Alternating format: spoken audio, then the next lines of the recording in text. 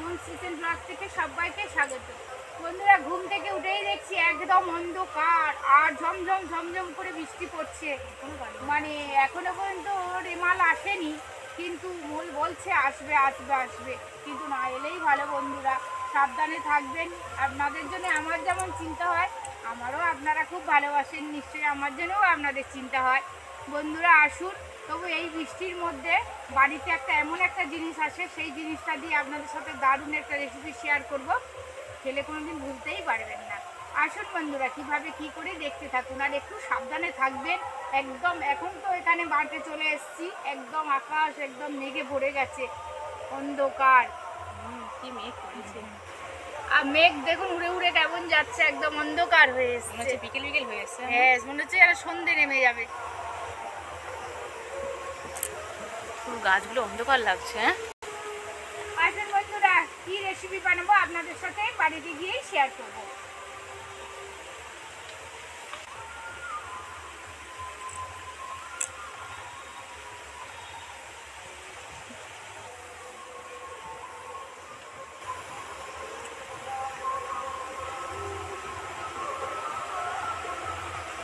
শসা দিয়ে একটা রেসিপি বানাবো। শসা দিয়ে কি রেসিপি বানাবো সেটাই আপনারা দেখতে থাকুন। বন্ধুরা ভিডিওটি স্কিপ করবেন না। এই রেসিপিটা বানালে আপনাদের একদম কি মুড়ি ভাত লুচি সবকিছুই খেতে পারবেন, এত টেস্টি হবে। পেট ঠান্ডা হবে না? পেট ঠান্ডা হওয়ার থেকে মুখরোচক। মুখরোচক শসা তো একটা মুখরোচক জিনিস, আর শরীরের হজম ক্ষমতাও তো শসা করে, কিন্তু শসা তো মুখরোচক জিনিস, সেই দিয়ে কিভাবে বানায় আপনারা দেখতে থাকুন।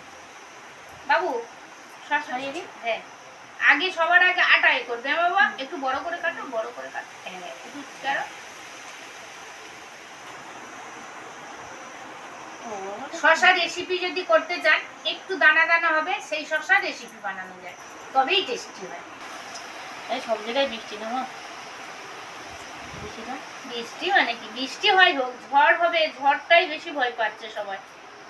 বন্ধুরাও কি কম ভয় পাচ্ছে? আমাদের মতো সবাই ভীতু। ভীতু কি ভয়, একদম সন্ত্রস্ত একদম। যারা সাগর ক্যানিং পাথর প্রতিমা আছেন, আপনারা খুব সাবধানে থাকবেন।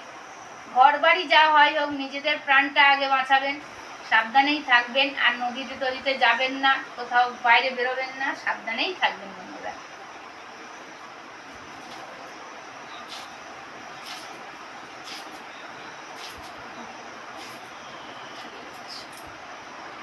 প্রতি বছর একটা করে ঝড় আসবে আমার, আর মে মাসে ঝড়টা হবে প্রতি বছর।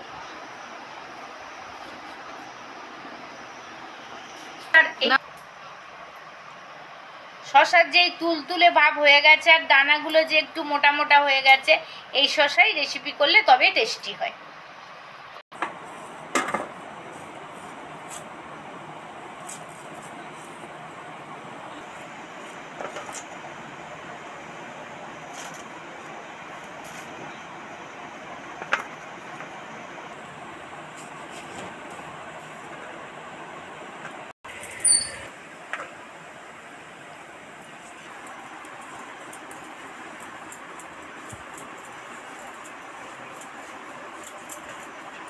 একটা টমেটো একদম কুচি কুচি করে দিয়ে দিচ্ছি।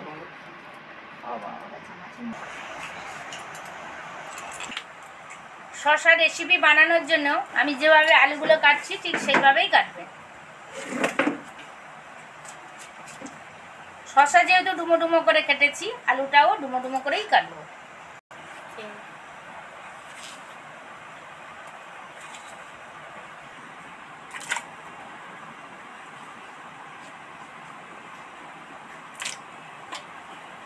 বেশি আলু দেবো না, একটা আলুই দেব, তবেই টেস্টফুল হবে।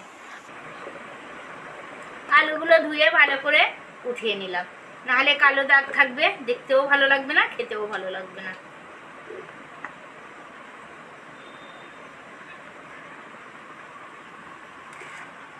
তিনটে উপকরণ দিয়ে দারুণ একটা টেস্টি রেসিপি, খেলে ভুলতেই পারবেন না। এই তিনটে উপকরণ দিয়ে আপনাদের সাথে শেয়ার করব ডাল বড়ি শসার ঝোল। আসুন কিভাবে বানাই আপনারা দেখতে থাকুন। ডাল বড়ি শসার ঝোল क्या बात। সব তো গুছিয়ে নিয়ে চলে এসেছি।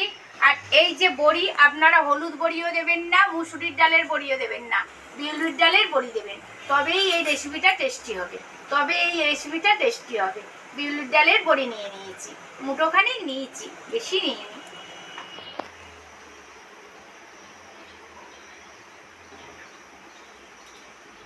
কড়া তো গরম হয়ে গেছে, এবার কড়াতে তেল দিয়ে দিচ্ছি।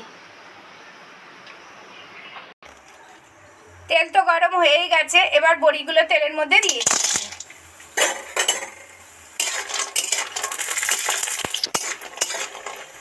বড়ি সবসময় ডিপ ফ্রাই করে ভাজবেন না, একটু হালকা রং এলেই উঠিয়ে নেবেন, তবেই ভালো হবে। যাই হোক, বড়ি তো ভাজা হয়েই গেছে, এবার তেল ছেঁকে উঠিয়ে নিচ্ছি। ঠিক এইভাবে বড়িগুলো ভাজবেন, বেশি ডিপ ফ্রাই করে ভাজবেন না। এবার তেলের মধ্যে দুটো এলাচ ফাটিয়ে দিয়ে দিচ্ছি। এলাচ সবসময় ফাটিয়ে দেবেন, নালে চোখে মুখে ঠিকরে আসবে। একটা শুকনো লঙ্কা 2 টুকরো করে দিয়ে দিলাম। দুটো তেজপাতা 4 টুকরো করে দিয়ে দিলাম। অল্প 5 ফোড়ন অ্যাড করছি। সবকিছু তো 5 ফোড়ন, তেজপাতা, এলাচ, শুকনো লঙ্কা দারুণ ফ্লেভার বেরিয়েছে এবং ভাজা ভাজা হয়ে এসছে। এবার সব কটা সবজি ওর মধ্যে দিয়ে দেব।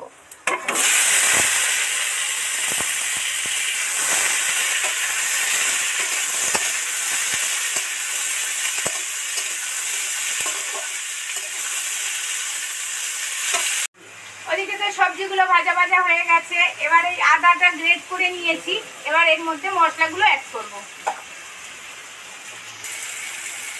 হলুদ গুঁড়ো,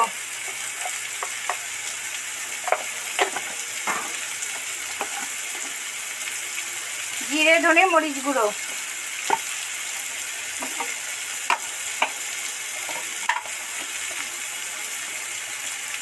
লঙ্কা গুঁড়ো। এবার এর মধ্যে একটু জল দিয়ে ভালো করে মশলাটা মিশিয়ে নেব। এর মধ্যে একটুখানি জল দেব। মশলাটা খুব ধরে ধরে একদম মিশিয়ে নেব।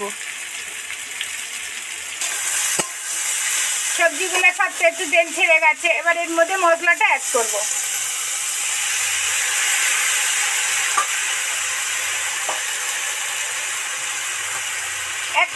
একটা বাতাসের মধ্যে দিয়ে দিচ্ছি।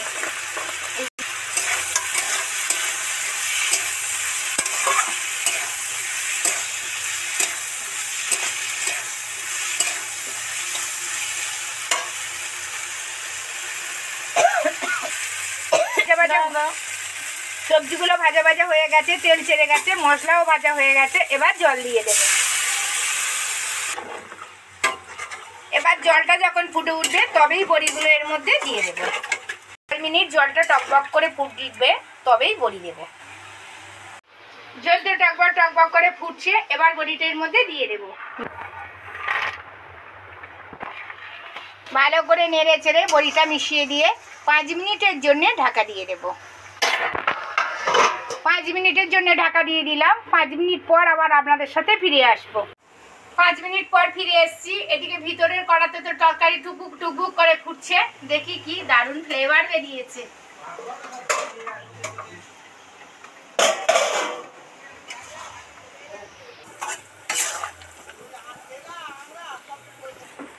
যেহেতু নিরামিষ পদ রান্না করছি সেহেতু বেশি ঝোল বলেছি, কিন্তু ঝোল ঝোল করবো না, একটু ঝোল রাখবো যাতে মানে সবাইকে গ্রেভি দিতে পারি। কমপ্লিট তো হয়ে গেছে, এবার একটু কিচেন কিং গরম মশলা দিয়ে দিচ্ছি আর সাথে একটু ঘি অ্যাড করছি।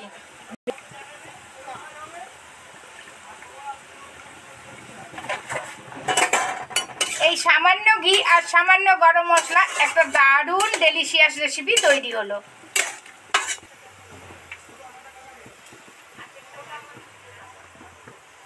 তো হয়েই গেল, এবার ঢাকা দিয়ে রেখে দেব। ঝড় বৃষ্টির দুপুরবেলা আপনাদের সাথে তো একটা দারুণ নতুন রেসিপি উপহার দিলাম। আপনারা একদিন বানিয়ে খাবেন প্লিজ বন্ধুরা, আর কমেন্টে জানাবেন কেমন রেসিপিটা হলো। দেখা হচ্ছে পরের ভিডিও নিয়ে।